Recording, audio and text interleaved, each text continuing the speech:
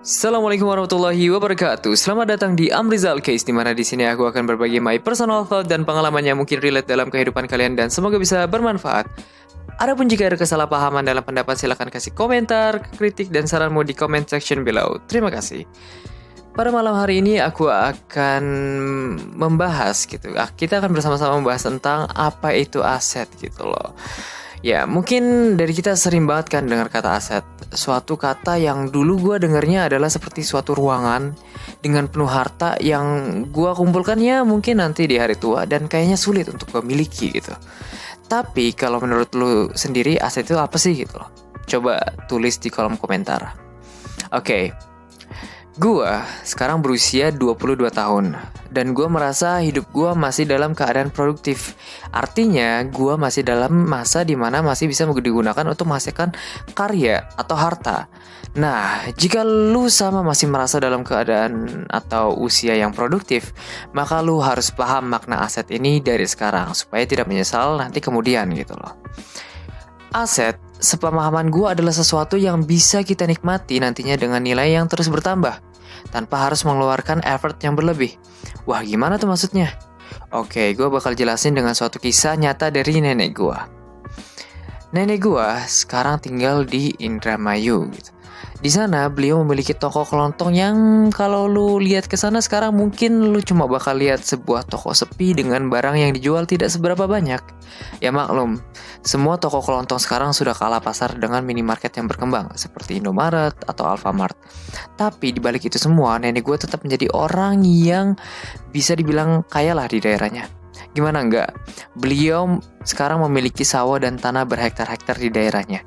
Yang dimana dari sebagian sawah itu beliau mendapat keuntungan kira-kira 30 jutaan lah per 3 bulannya. Itu beliau bukan yang terjun langsung ke sawah gitu loh ya. Hanya memiliki lahan yang dikelola orang lain untuk dijadikan sawah gitu. Dan harga sepetak sawah di daerahku, atau misalkan lu mau jual sawah lo ya, bukan dividen, ini capital gainnya, ya sekarang mungkin bisa mencapai 1 miliar atau 5 miliar. Wow, luar biasa sekali bukan? Cuma kalau gua pikir sekarang, gimana caranya dapetin semua itu? Emang dulunya kerja apaan sih? Ternyata dari dulu emang nenek gue doyan jajan sawah gitu loh. Emang minatnya kayak sawah tuh suka gitu loh, ngelola sawah tuh. Jadi dari dulu kan emang nenek gue tuh udah buka usaha toko kelontong. Dan itu laris banget waktu zamannya masih masak pakai minyak tanah lah. Itu tahun berapa ya? Ya 90-an, awal 2000-an gitu loh, sebelum adanya LPG gitu. Nah, dari keuntungan toko itu beliau jajanin tuh buat beli sawah. Emang berapa sih harga sawahnya zaman dulu? Ya gue nggak tahu pastinya berapa sih harga sawah zaman dulu. Tapi gue diceritain bahwa dulu adanya nenek gue waktu masih muda, beliau minta dibeliin motor Vespa yang harganya 2,5 juta. Dan untuk beli motor itu orang tuanya butuh ngejual 2 petak sawah. Artinya zaman dulu sawah emang murah banget coy. Tapi sekarang wow, jual 1 petak sawah aja bisa aja 5 kali. Ada kali ya bisa. Dan uniknya sampai sekarang dari hasil dividen sawah itu tiap tahunnya masih bisa buat ngasih anak-anaknya yang udah berkeluarga. Ya sangat luar biasa sekali ya nenek gue ini. Nah, dari cerita tadi gue sadar gitu. Yang membuat kita kaya itu sebenarnya bukan seberapa besar penghasilanmu saat muda gitu loh. Mungkin penghasilanmu sekarang 30 juta, 20 juta, atau ratusan juta, atau 1 miliar gitu. Bukan itu. Tapi yang membuat kita kaya adalah seberapa banyak aset yang lu punya saat ini gitu loh. Di zaman sekarang, jangan beralasan bahwa kita sulit untuk mendapatkan aset. Teman-teman nenek gua waktu zaman dulu juga sama. Mereka pada punya sawah juga gitu. Tapi mereka meremehkan hal itu gitu. Mereka lebih suka buka toko yang penghasilannya langsung dan terlihat nyata daripada penghasilan dari sawah yang lambat. Makanya temen nenek gue banyak yang jual sawah karena mereka berpikir cukup bergantung pada buka toko, maka penghasilan akan datang terus. Namun nyatanya tidak, zaman berubah.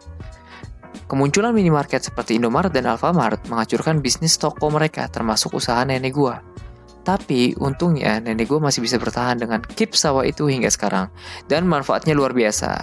Di sini gue cuma mau menekankan di setiap zaman pasti ada kesempatan untuk mendapatkan suatu aset yang mungkin sekarang kita lihatnya remeh dan kurang bonafit untuk melangsungkan kehidupan.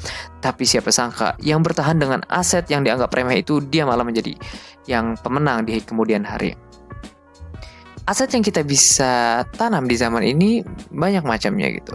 Mungkin baik dari investasi saham, properti, karya, ilmu, emas, dan lain-lain. Yang penting yaitu dari sekian banyak pilihan aset yang kamu mau tanam, pilih salah satu jenis yang kamu suka. Yang kamu penasaran dengan itu dan kamu ingin serius dalam hal itu. Di mana nantinya kamu akan merasa senang jika mendapatkan keuntungan dari aset itu. Dan merasa tertantang jika mengalami kerugian. Dan ingin terus belajar untuk meningkatkan kualitas dari aset tersebut gitu. Jangan teman-teman beralasan penghasilanmu sekarang tidak cukup untuk membeli aset yang kamu suka. Anggaplah sekarang kamu suka emas gitu loh. Kamu lihat bonafitnya emas dan lain-lain dan kamu berniat untuk investasi emas yang kamu sudah perhitungkan value-nya akan meningkat terus. Dan kita tahu harga emas sekarang sudah mencapai berapa ya? Ya sekitar 750.000 lah gitu. Ya angka yang cukup wow ya buat mahasiswa atau milenial sekarang ya gitu untuk beli emas 750.000 gede banget gitu loh. Tapi untungnya di zaman sekarang hal itu dipermudah dengan adanya tabungan emas gitu loh. Ya di mana kamu bisa membeli emas mulai dari 0,001 gram. Ya kamu bisa belinya ini di bukanya atau buka tabungannya di Pegadaian ya. Ya mungkin sekitar 7.500 rupiah lah. Lu udah bisa punya emas gitu. Tinggal lu konsisten aja nih mau beli emasnya berapa kali dalam setiap bulannya nanti gitu. Atau contoh lain, lu suka sama saham atau reksadana gitu loh. Sekarang banyak aplikasi yang menyediakan platform investasi yang mudah digunakan investasi bagi masyarakat umum gitu loh. Jadi lu nggak perlu kayak ke kantor sekuritas, ke bursa efek saham gitu untuk beli emasnya gitu, nggak kayak zaman dahulu gitu loh. Lu bisa nanam saham lewat aplikasi, lewat genggaman HP lu gitu. Ada apa? Contohnya nih, contoh aplikasinya ada kayak Bareksa, Bibit atau Stockbit yang dimana di situ lu bisa mulai investasi sambil belajar juga. Dan asiknya kalau di aplikasi itu biasanya suka ada mode trialnya. Jadi lu bisa latihan investasi dengan uang virtual atau uang bohong-bohongan gitu loh. Jadi nggak perlu takut rugi dan lu bisa belajar ternyata kalau misalkan invest di bagian ini nanti keuntungannya segini, kerugian ini gitu.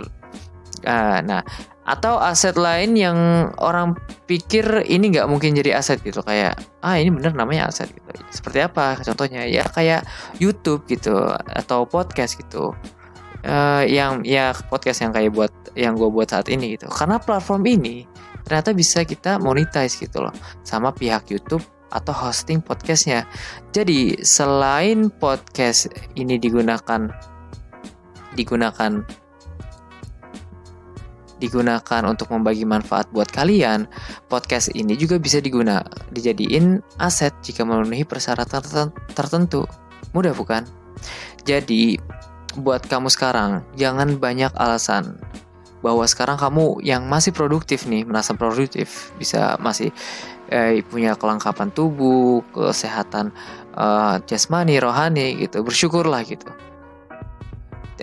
Ya untuk kalian ini yang nggak bisa punya alasan untuk tidak bisa membuat kantong aset apapun. Jangan berpikir uang bulanan yang diterima kamu sedikit dan tidak bisa untuk memulai menciptakan aset gitu. Jika dirasa uang yang kamu miliki emang kurang, carilah uang tambahan dengan bekerja di luar sana yang nantinya uang itu digunakan untuk membangun aset. Tidak perlu penghasilannya dengan gaji besar, yang penting pekerjaan itu mengeluarkan nilai rupiah. Ubahlah mindset rewarding yourself with hura-hura dengan membangun sebuah aset. Karena ingat, yang membuat kamu kaya bukanlah seberapa besar penghasilanmu per bulan, melainkan seberapa banyak aset yang kamu miliki.